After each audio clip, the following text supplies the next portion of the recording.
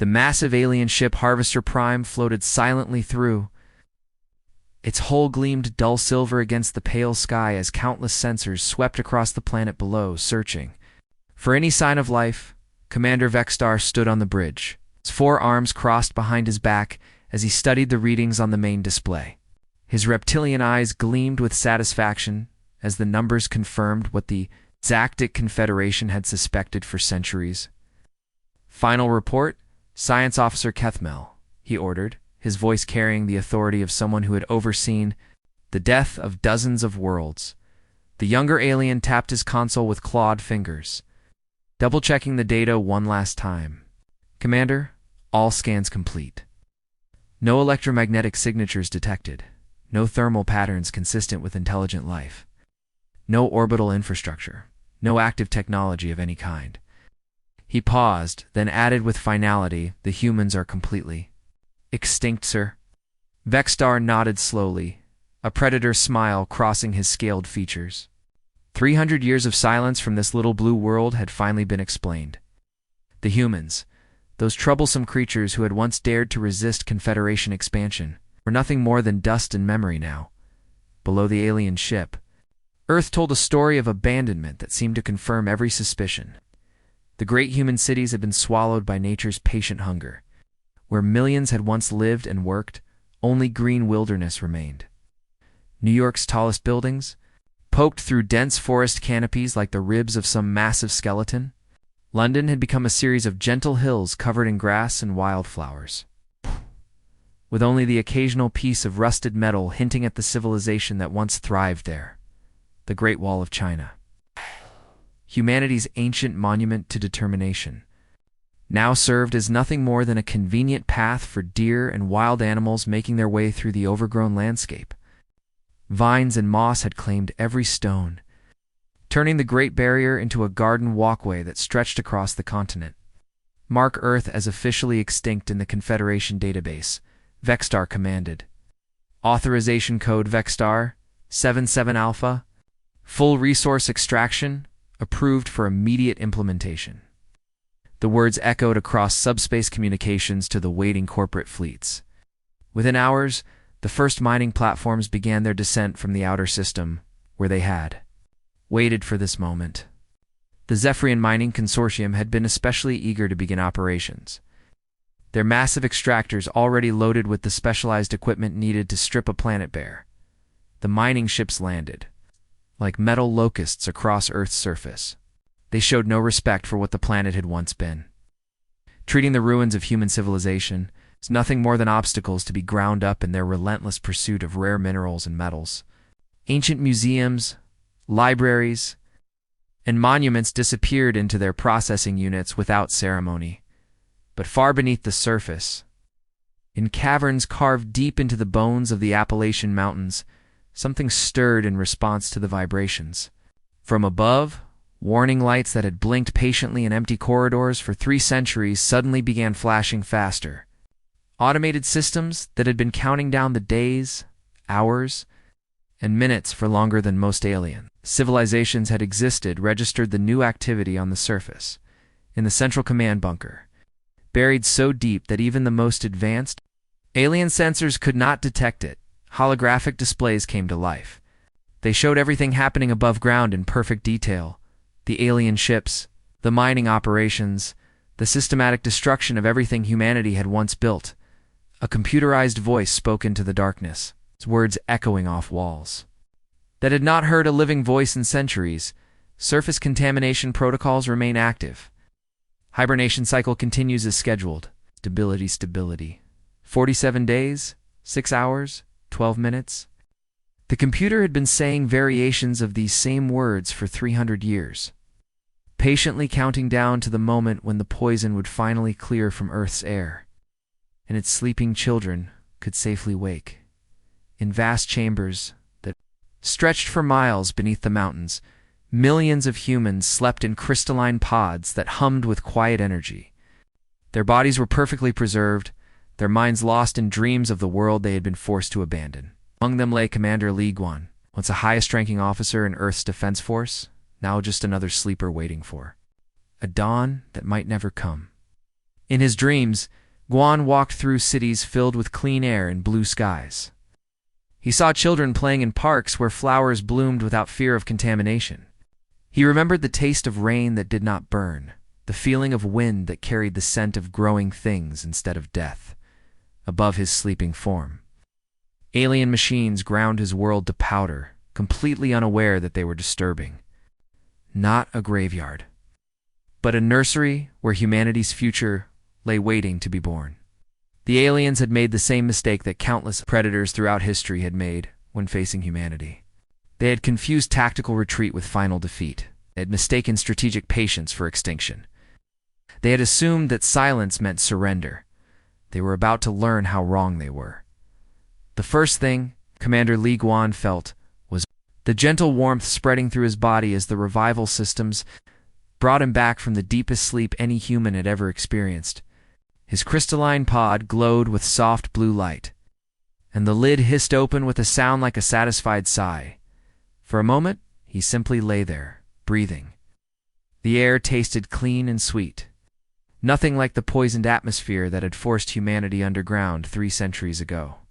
His lungs, preserved perfectly by the hibernation technology, expanded with their first real breath in longer than most civilizations had existed. "Status report," he whispered, his voice rough and broken from disuse. The words came out like sandpaper. But they were the first human words spoken on Earth in 300 years. The artificial intelligence that had watched over them during their long sleep responded immediately. Its voice was calm and measured, but the words it spoke hit Jiwan like a physical blow. "Commander Li Jiwan, welcome back. Surface atmospheric conditions have reached acceptable levels for human survival. However, surface scans show extensive alien mining operations currently in progress. Estimated destruction of human cultural artifacts, 67%. Active alien presence detected, approximately 50,000 entities across 47 different mining sites." Guan forced himself to sit up, his muscles screaming in protest after their centuries of stillness. Around him, the vast underground chamber was coming alive with soft light as thousands of other hibernation pods began their own awakening sequences. The sight was both beautiful and terrifying humanity's survivors, turning to consciousness to find their world under attack. Dr. Parkayeri was among the first to fully wake. She had been the chief scientist who designed these underground refuge systems, and her mind was already racing as she absorbed the incoming data streams. Her hibernation pod was just a few rows away from Guan's, and she stumbled toward him on unsteady legs. "Commander," she said, her voice stronger than his, but still carrying the rough edge of the newly awakened. "I'm reviewing the intelligence reports. The situation is worse than we feared." She gestured to a holographic display that showed the Earth's surface in real time. What they saw made both of them feel sick. Massive alien machines were tearing through the ruins of human cities like hungry monsters. Seoul, where Jiwan had been born, was being systematically destroyed by creatures who treated it like garbage to be cleared away. "They think we're extinct," Park Hyeri continued, her scientific mind already working through the implications. "The Galactic Confederation has officially classified humanity as a dead civilization. To them, we're just another failed species, and Earth is nothing but a resource to be mined." Guan watched the screens showing alien harvesters grinding through the bones of his civilization. The creatures moved with the casual efficiency of janitors cleaning an office building after hours, completely unaware that the building's former occupants were very much alive and watching every move they made. "How many of us are awake right now?"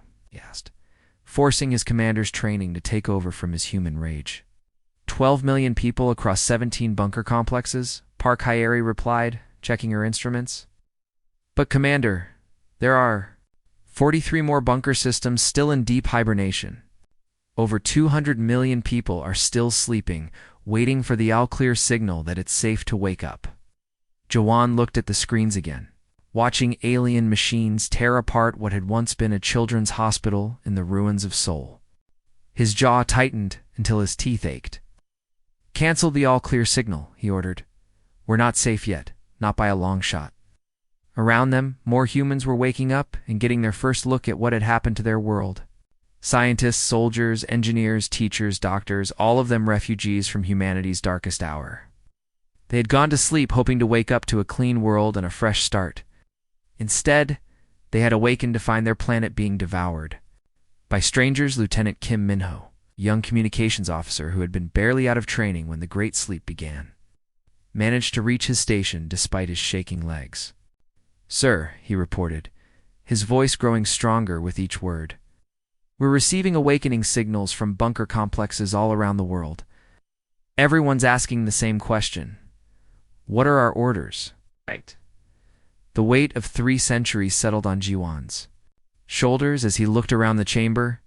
Faces that had been young when they went to sleep were still young, preserved perfectly by technology that had kept them alive through humanity's longest night. They looked to him for answers, for hope, for a plan that would somehow make sense of this nightmare. He thought about the 200 million people still sleeping in bunkers around the world, trusting that when they woke up, someone would have figured out how to keep them safe. He thought about the alien machines grinding through the ruins of human dreams, treating the greatest achievements of his species like trash to be recycled. Most of all, he thought about the assumption the aliens had made that silence meant death, that patience meant surrender, that humanity was just another failed experiment in the galaxy's long history. "Send a message to all bunker commanders," he said quietly, his voice carrying across the awakening chamber. "Tell them the Earth Defense Force is officially back in business." In the silence that followed, 12 million humans smiled for the first time in 300 years. Supervisor Krellenak stared at his monitoring screens in complete confusion. Just moments ago, Mining Platform 7 had been sending regular reports from the Rocky Mountains, its massive extractors pulling rare metals from the ancient stone formations. The 3-kilometer-long harvester had been working perfectly, processing tons of valuable materials every hour. Now, it was simply gone. "This cannot be happening," he muttered, his 6 eyes blinking rapidly as he checked and rechecked the sensor readings. "Dexmil, get over here and explain this to me." Chief Engineer Dexmil hurried over, his heavy footsteps echoing through the orbital command center. He was the most experienced mining engineer in the Zephyrian fleet, and he had never seen anything like this in his 40 years of planet-stripping operations. "Sir, I have reviewed all the data 3 times, Dexmil said, his voice carrying a note of worry that he tried to hide. Platform 7 was operating normally at 0347 hours. At 0348 hours, all communications ceased. At 0349 hours, our orbital sensors showed nothing but an empty valley where the platform had been working." Krellenax felt a chill run down his spine. Mining platforms were not small machines. Platform 7 was longer than most alien cities, filled with processors, extractors, and living quarters for its crew of 200 workers. Such a massive machine did not simply disappear like morning mist. "What about the distress beacon?" he asked, grasping for any explanation that made sense. "That is the strangest part, sir," Dexmil replied, pulling up another screen. "The beacon is still transmitting, but the signal is coming from deep underground. According to our scans, it is located in a cave system that should be completely inaccessible. The rock formations down there are too solid for any kind of drilling or tunneling." Far beneath the Rocky Mountains, Dr. Park Hyeri smiled as she worked at the alien control panel. The massive mining platform sat in a cavern that had been secretly excavated over the past 6 months, hidden so deep that alien sensors could never detect it. Around her, teams of human engineers crawled over the stolen machine like ants, claiming a fallen giant. "Wow. The conversion is going perfectly," she reported into her quantum communicator, her fingers dancing across interfaces that had taken her weeks to understand. "Platform 7 is now officially Platform Lucky 7, and we have successfully integrated it into our underground transport network." Commander Li Guan's voice crackled through the encrypted channel from his command bunker hundreds of miles away. "Outstanding work, Dr. Park. What is the status of our other operations?" Park Hyeri glanced around the cavern, where human technicians were already using the alien platform's own mining equipment to expand the tunnel system that connected dozens of hidden bunker complexes. "Operation Ghost is proceeding ahead of schedule," Sir, we now have access to 17 more mining platforms, 8 supply convoys, and 1 orbital communications satellite. The plan had been brilliantly simple. Instead of fighting the aliens directly, humanity had decided to become invisible. Using their intimate knowledge of Earth's geography and 3 centuries of preparation, they had begun stealing alien equipment right out from under the invaders. NOS's Lieutenant Kim Minho coordinated the operations from a hidden command post in what had once been the Denver subway system.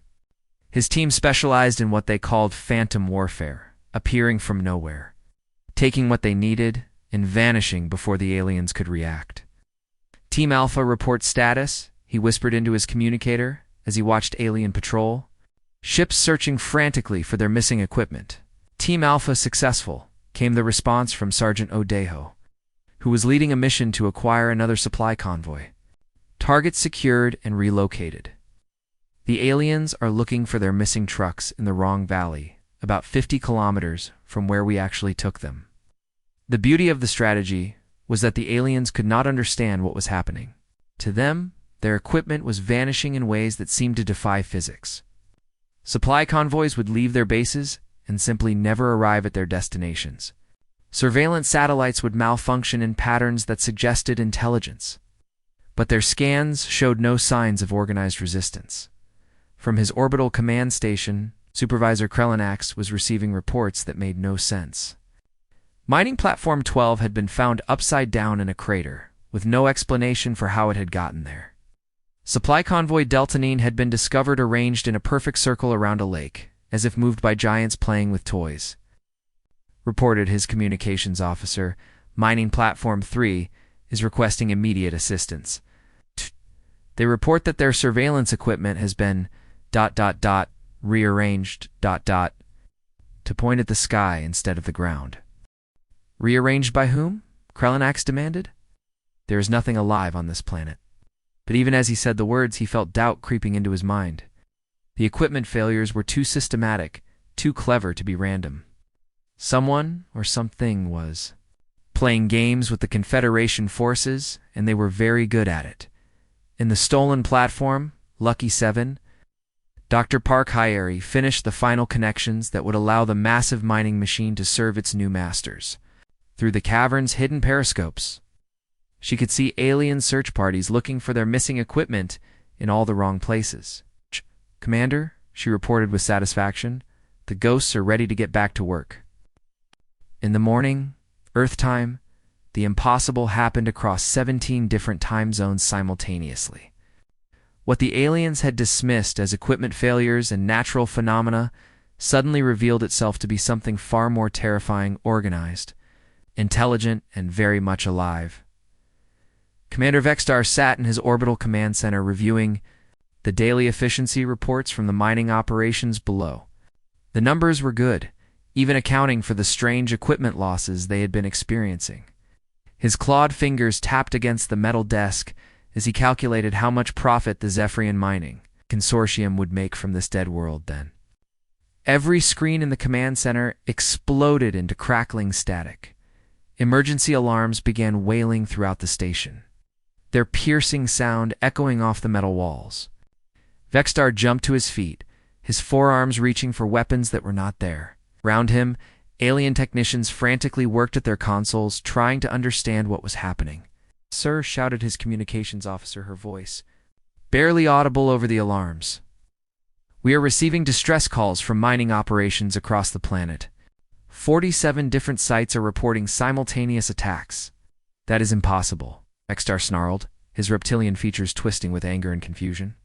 "There's nothing alive on this planet. Get me a direct communication link to mining." Platform, the lights went out. In the sudden darkness, emergency power systems kicked in, bathing the command center in dim red light that made everything look like a scene from a nightmare.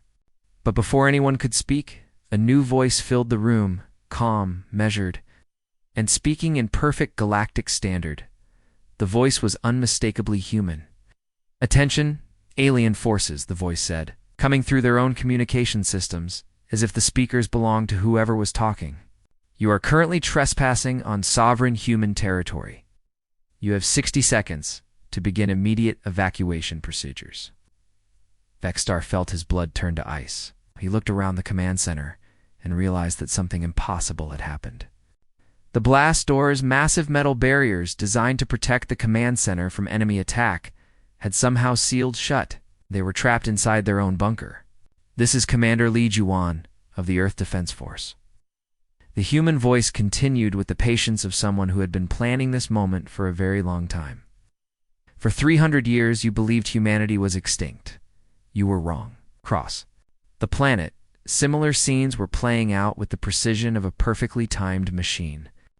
In the Amazon basin, alien miners watched in terror as human soldiers seemed to materialize out of thin air, their bodies shimmering with some kind of light-bending technology that made them nearly invisible. In the Sahara Desert, mining platforms that had been working normally just moments before suddenly found themselves surrounded by humans who had emerged from tunnels that their scanners insisted did not exist. Lieutenant Kim Minho led his strike team through the corridors of mining. Complex 7, their movements silent and deadly. The aliens had no idea that humans had spent months mapping every inch of their facilities, finding weaknesses, and planning for this exact moment. His team wore sleek black armor that seemed to absorb light, making them look like living shadows, moving through the metal hallways. "Target secured," he whispered into his communicator as his team disabled the complex's main power generator. "All alien personnel are being evacuated to the surface. No casualties on either side." That was the most remarkable thing about the human attacks. They were designed not to kill, but to capture and control. Every weapon the humans used seemed specifically engineered to disable alien technology without harming the creatures operating. It's stunner weapons that put alien workers to sleep without injury. Electromagnetic pulses that shut down machinery without causing explosions. Even their tactics seemed focused on confusion and surrender rather than destruction. Dr. Park Hyeri coordinated the technical aspects of the assault from her position in the converted platform Lucky 7. Around her, screens showed the status of human operations across the globe. Every mining facility, every supply depot, every communication relay was being systematically captured by forces that the aliens had never seen coming. Phase 1 complete, she reported to Commander Jiwan. "All primary mining operations have been neutralized. Alien casualties, 0. Human casualties, 0. Equipment captured, everything." The most terrifying aspect of the human attack from the alien perspective was how advanced their technology appeared to be. These were not the primitive creatures that Confederation records described. The humans moved with equipment that seemed decades ahead of anything in the known galaxy. Their quantum communication networks allowed perfect coordination across continents. Their stealth technology made them nearly invisible until they chose to reveal themselves in his trapped command center. Commander Vexstar finally understood the magnitude of his mistake. The humans had not died out. Had been waiting, planning, preparing for this moment. Every piece of equipment his people had lost, every strange malfunction they had experienced, had been part of a carefully orchestrated plan. "What do you want?" he asked the darkness, his voice barely a whisper. Commander Li Guan's response came through the speakers with the weight of 3 centuries of patient fury behind it. "We want our planet back." The sky above Earth looked like it was on fire as hundreds of human warships surrounded the alien fleet that had been mining the planet for months. What had started as a simple business operation for the Galactic Confederation had turned into their worst nightmare.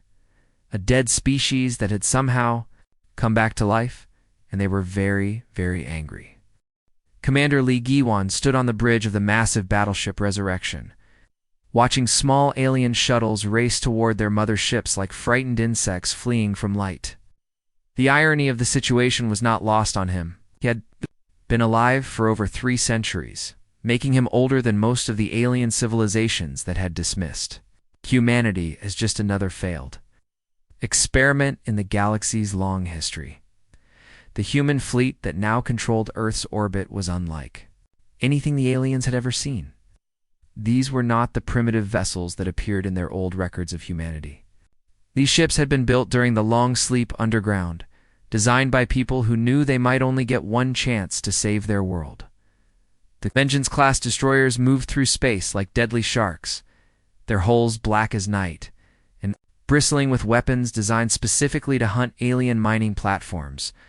The Phoenix-class carriers deployed fighter squadrons that seemed to dance through space with impossible grace. And towering above them all were the massive Lazarus battleships, so named because they had risen from humanity's apparent grave to reclaim the stars. Communications Officer Yoon Sora looked up from her station with barely hidden satisfaction in her voice. "Commander Admiral Vexstar is requesting to speak with us. Says he wants to discuss terms." Juan almost smiled. The same alien who had ordered the destruction of human civilization now wanted to negotiate. Put him through. The main screen flickered to life, showing Vexstar's reptilian face. The arrogance that had marked his earlier communications was gone, replaced by something that looked very much like fear. "This cannot be happening," he stammered, his forearms gesturing helplessly. "Our records clearly show that your species died out centuries ago." "Your records show exactly what we wanted them to show," Guan replied calmly. "Did you really believe that a species smart enough to travel between stars would simply give up and die because of a little poison in the air?" Dr. Park Hyeri stepped forward from her position at the science station, her eyes bright with the satisfaction of a plan that had worked perfectly. "We spent 300 years underground, learning everything we could about your technology. Every piece of alien equipment that crashed on our world, every signal we intercepted from space, we studied it all. We mapped the weaknesses in your ships, your weapons, your tactics." She gestured to the screen showing the alien fleet, now completely surrounded and defenseless. "You gave us centuries to prepare for this moment. But our surface scans showed nothing," Vexstar protested weakly. "The planet was dead. We saw the ruins, the empty cities." Captain Osiogen's voice cut in from the bridge of the destroyer Defiance, his tone carrying the edge of someone who had waited a very long time for revenge. "Those scans showed you exactly what we wanted you to see. A dead world, perfect for mining. Never bothered to look deep enough to find us because you were too eager to pick through what you thought were our bones." The alien fleet hung in space around them, their weapons powered down and their shields lowered in surrender. These were not military vessels, but mining ships and cargo haulers designed to strip resources from defenseless worlds. They had never expected to face an organized defense, much less one mounted by a species they believed was extinct. "What do you want from us?" Vexstar asked, his voice hollow with defeat. G1 let the question hang in the vacuum between ships for a long moment before answering. "Reparations," he said simply. 300 years of compound interest on all the damage you have done to our world. Complete withdrawal of all Confederation forces from our solar system." He paused, looking directly into the alien commander's frightened eyes. "And most importantly, you are going to tell the entire galaxy that humanity is not extinct. That we never were, that we were just sleeping." Lieutenant Kim Minho watched from his station as the alien fleet began its shameful retreat toward the outer system. He could not suppress a grin as he monitored communications from human bunkers around the world. "Sir, we are receiving messages from all the remaining bunker complexes. Everyone is asking the same question. Is it finally over?" Juan looked down at the blue and green world spinning below them, somewhere in the depths of that planet. 200 million humans still slept in their crystalline pods, waiting for the signal that it was safe to come home. They had trusted him to protect them while they slept, and now he could finally keep that promise. "Send the awakening signal to all remaining bunkers," he ordered, his voice carrying across the bridge. "Tell them the Earth Defense Force has successfully completed its mission. Tell them they can come home." As the last alien ship disappeared beyond Mars, Earth's sky became clear and blue for the first time in centuries. The planet that had been written off as nothing more than a cosmic graveyard was alive again. Protected by the ghosts of its own supposed death, the galaxy had learned an important lesson that day. Never mistake human silence for surrender, and never assume that the dead will stay buried. Sometimes they come back stronger than ever.